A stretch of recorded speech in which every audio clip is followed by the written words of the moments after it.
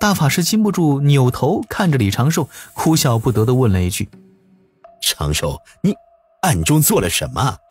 哦，弟子刚才与那金仙斗法时用了一点特殊的丹药，大法师您请看。李长寿不敢隐瞒，连忙取出一颗仙石毒丹捧给大法师，顺带还提了一句：大法师，此丹药乃是仙石毒丹，乃渡仙门门内苦心钻研丹道的天仙境长老万凌云所创，弟子只是在万凌云长老所创的仙石毒丹的基础之上，加了一点情蛊炼制的情水。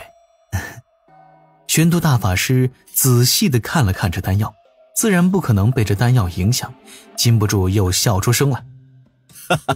当真有你的，我人教也是有福气，除了你这般鬼精灵的小弟子。玄都大法师不着痕迹地将这颗心火烧收了起来，笑道：若你早生几万年，我何必去劳烦月老？李长寿在旁只能够低头苦笑。哈哈，鬼机灵这3个字用在我一个200岁的成熟男炼气师身上，似乎有那么一丢丢的不妥啊。哈哈，但还好不是小机灵鬼这种。大法师负手淡然道：看样子城中这些叛军被你这小法师一吓，应是要退了。先来说说你怎么想到能用剪纸成人，模仿一气化三清之神通啊？禀大法师，这些都不过是因为弟子修为太低，且身处洪荒这般不安稳之地，所以修行之余不得不想些法子，遇到危险时尽力自保。大法师您公参造化，每日还要为人教操心奔波，自然不会去琢磨这些小术。很明显，李长寿又在小小的暗示。玄都大法师含笑摇头，又问：我看你刚才似乎有意让玄都小法师给人落下了一些不太好的印象，这又是为何？这个……李长寿斟酌了一下言辞用语，弟子觉得伪装之道不该只是形貌气息，从眼神、气质、言谈动作乃至一句口头常说的话语都应该有所区分，如此才能够混淆强敌视线。就如弟子用纸人化作那老妪，自称便是老身，刚才隐藏身形气息外出对敌，用的是玄都小法师的身份，就表现得自信一些，符合追随在大法师您身旁一名小弟子的言行，略微自负，再带着一点入世不深。玄都大法师面露恍然，满是感慨地望着李长寿，笑道：论心细，我不如你，以后还是要将这份心思多花在感悟大道、领略自然之上，莫要功于心计，这样老师反而不喜。李长寿面露正色，做了个道揖：弟子谨遵大法师教诲。忽听外面那些糟乱不堪入耳的声音中，突然传出了几声喝骂：龙族驰援已尽，拦住他们！因玄都小法师的突然出场，以及轻而易举斩杀一名金仙的威慑，此地众海族叛军已经是撤掉了大阵，迅速朝着深海退却。见此状，原本在战乱中躲藏起来的一干海族将领、大臣、护卫侍女，此时都神奇地冒了出来，匆忙冲向了城中角落的敖乙。护驾，护驾！敖乙殿下，老臣护驾来迟。李长寿收回那4只指道人，并用仙石瞧了眼敖乙此时的状况，表情顿时有些古怪。玄都大法师却是微微一笑，道了句：无事了，咱们也走吧。大法师，弟子担心敖乙的安危，不知能否多请大法师停留片刻。李长寿低头道：邪魔狡诈，弟子担心此刻此地还有叛军的奸细。大法师点点头，善。当下大法师又出题，考李长寿接下来该如何利用此事做文章。李长寿沉吟几声，斟酌少许，只能说见机行事，看龙族具体反应。当前阶段以不变应万变。若龙族猜到是天庭在出手帮忙，并对天庭抱有好感，那就顺其自然；若是对天庭有了戒备，再通过熬乙以及其他的办法，尽力消除这般戒备。这次是西方教出手，人教拆台，本就已是阻击了西方的算计，人教本身不亏。能让天庭刷一点存在感，纯粹是因为李长寿灵机一动，如此天庭小赚。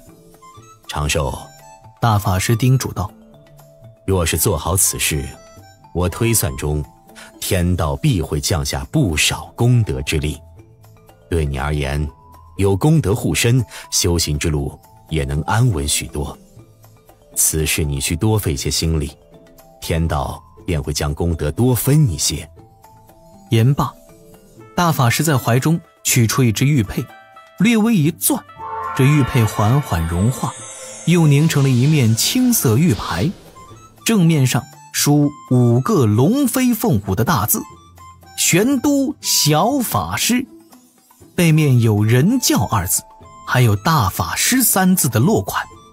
重要的是，这玉牌之中融入了玄都大法师的一缕道韵。若西方教找你麻烦，你就将此物拿出来给他们。玄都大法师淡然道，咱们人教人少，真正算起来只有老师与我，但你也不必怕那西方教，带你度过金仙之劫，我带你先拜老君，到时就看你机缘如何了。望你戒骄戒躁，时刻谨记清净无为4字，这是老师对人教弟子的教诲。李长寿双手捧过玉牌，心底安定了许多，定声道，今日大法师教诲弟子的，弟子绝不会忘记半个字。大法师连连称善，抬手拍了拍李长寿的胳膊，目光中满是赞赏与欣慰。正此时，一阵阵龙吟自海上而来，数10条苍龙冲入海水，朝此地急速游动而来。咱们走吧。玄都大法师长袖一挥，带着李长寿一同化作2团烟雾，在海水中消失不见。自始至终，玄都大法师都未在此地显露半点行踪，而玄都小法师之名也算是在洪荒正式传扬了。等那些龙族高手冲来此地，顿时一个个大眼瞪小眼，看着各处现场直播的鱼片。一龙首老者颤声道，不是说二太子殿下有劫难，此地恐怕爆发了战乱，怎么是这么个战乱之法？快看，二太子殿下在那边。这个我们是不是不要过去打扰啊？哎呦，快不结界吧！海族这是什么风气？怎么把咱们二殿下都带坏了？当下一群龙族高手分作2队，一队去追杀逃走的叛军，一队护卫自家二太子去了。李长寿这次都没能和大法师告别，从海水中一个晃神，他就出现在了酒屋与自己指导人附近，离着自己正打坐的指导人不过1000里。大法师自是已经走了，李长寿轻轻一叹，看着手中的玉牌，嘴角露出几分恬淡笑意。保命护身符加1。那56只微型阵盘的损失值了。稍后找龙大户报销一下，那就是纯赚了。而李长寿并不知道的是，大法师匆匆离开并非是因旁事。大法师回了天庭兜率宫，去太上老君闭关之处求见，问询老君可否有天罡36神通全本。太上老君何等高人，乃圣人化身，4舍5入便是半个圣人，对这般只是道门仙人整理的神通自然不会去收藏，无他太低级了一些。玄都大法师行礼告辞，又暗中去了人教几大仙宗的道藏殿，仔细搜查。只是一门剪纸成人的神通，就让小长寿玩出这么多花样。当真想看看这家伙学会了撒豆成兵、点石成甲、云凝仙视这些法门，又能搞出多少乐子。正施展土遁，在想办法用真身替换自己指导人的李长寿莫名打了个喷嚏。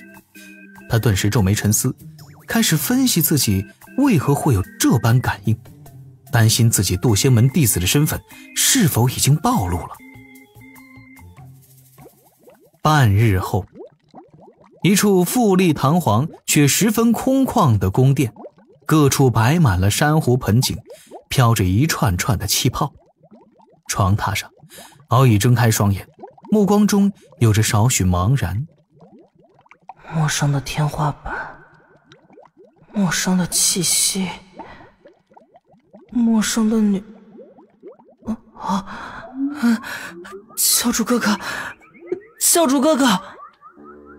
安水城的主神庙中，两座神像神念搭桥，再次进入了迷蒙蒙的梦境之中。敖乙一见到站在神像脚下的李长寿，就情不自禁，不能自已。呼喊声中也带着几分焦急、颓然、无奈，又掺杂了那么一点新奇、欣喜、羞愧的复杂情绪。李长寿含笑站在那儿，细细地分析着这些，已是大概明白发生了何事。此时李长寿已跟着九巫师伯一同回到了三教源流大会现场，宛若此前无事发生，保持着自己一个渡仙门普通弟子副领队该有的普通气质。敖乙会用神念交流的方式找他，这是李长寿有预料的。但是李长寿没想到的是，敖乙最先开口说的并不是在深海遭袭，而是教主教我，这可如何是好啊？怎么了？我此事当真羞于出口地说。敖乙那张少年面容上满是窘迫，窘迫中又透着少许回味，回味中还带着几分羞涩。李长寿皱眉道：你可是行为没能跟上自己的想法，犯了什么身体上的错误？敖乙闭着嘴，鼻音都有些拐弯，脸上带着几分委屈。这该不会后来赶到的龙族高手没给敖乙化解阳气，而是让这件事将错就错了吧？哎呀，龙族那些高手说不定还真能做出这种事。在龙族看来，或许鲛人一族只是他们的臣属，而鲛人小公主又勉强配得上自家二太子。二太子虽然人形身体定格在了少年，但实际上已经是够年纪了。哈哈，算算时辰，可以吗？小龙，看着是少年身形，战力倒是不错嘛。当时李长寿也看到了敖乙一直护着的那个鲛人小公主。在玄都大法师和我一同离开时，两个人都已经哎呀，而且对方也是化了形的呀。这事儿大概可能应该我的心火烧毒丹只能承担50%的责任吧。敖乙有些手忙脚乱地问了一句：教主，我现在该怎么办？此时李长寿看着敖乙，心底迅速思索稳妥的对策。这一刻李长寿也是有些哑然，他竟然有了一些跟上辈子上学时听到自己同寝室男生脱单昨晚还彻夜不归差不多的微妙心态。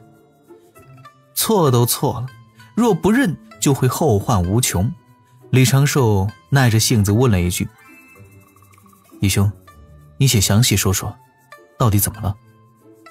敖乙顿时有些不好意思，但是出于对眼前这位兄长的信任，以及少年一夜成长的烦恼心事，便扭扭捏捏地将自己刚刚经历之事很详细地说了出来。如此，这般，李长寿的心底已经有了计较，恍然大悟状，连续反问：你去镇压叛乱，安抚鲛人族，却不料中了算计，危急时刻出现了一名名叫做玄都小法师的高手，以及他的4位护法，及时为你解围。但是等事情平息，你不知怎么突然乱了意，迷了情，而你护着的那位鲛人族的小公主殿下也与你一般，然后你们2个就这李长寿眉头轻皱，此事对你来说应该不算太差。你身为龙宫太子，与那鲛人族的公主相配绰绰有余，且如今海中危局，你若凭此稳过鲛人一族，自可为你父王解忧。敖乙眨眨眼，惭愧道：教主说的是，我刚醒来，心里正是急躁，此时还在假寐，就先来找哥哥你了。所以说现在殿下您是软玉在怀，床都没起，就来找我这个200年的老纯阳炫耀了啊？自然这个是不能说出口的玩笑话。李长寿温声道：先不论事情是如何发生的，事已至此，义兄你打算如何做？敖乙沉吟2声，叹道：我自不会辜负了他。此前教主劝我忘掉韩芷失职，我对韩芷失职也没了那般念想。即事已发生，我立刻便对父王禀命，将这位殿下风风光光迎娶回我东海龙宫。谢哥哥解惑。不是，哥明明什么都没说。你这口是心非的小龙。